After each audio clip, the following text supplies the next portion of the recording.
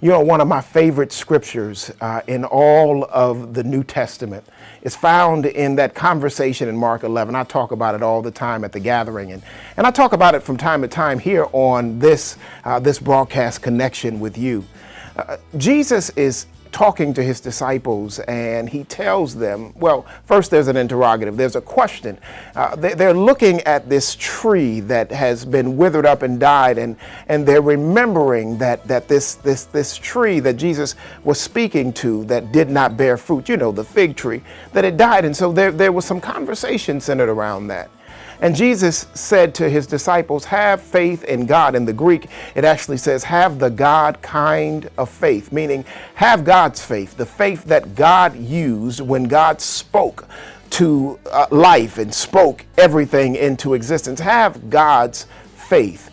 And when you became a believer, when you became born again, that spirit came on the inside of you. God's turned to the spirit that was on the inside of God to speak to the things that he wanted to see come to fruition.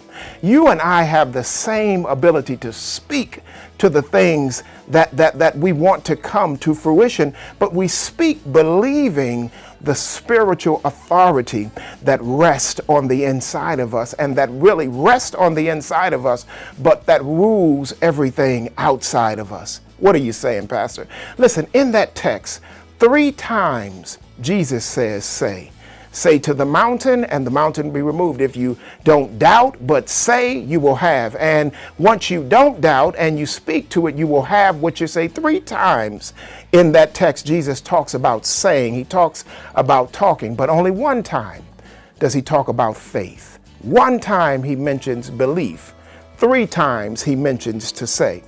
You know, as I began to look at that, it makes a lot of sense, because all of us believe, or many of us, I can't say all of us, but many of us who are in church, many of us who go to Bible study and believe, we believe that God is all powerful. We believe that God will do what it is that he says. But then when the winds of life blow or the circumstances come, do we continue to speak out of our mouths the things that we believe that God would do?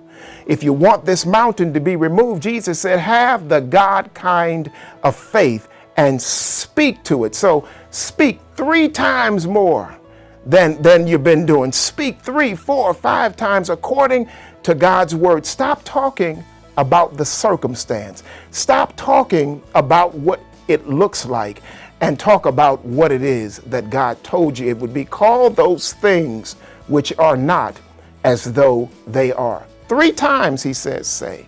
1 time belief.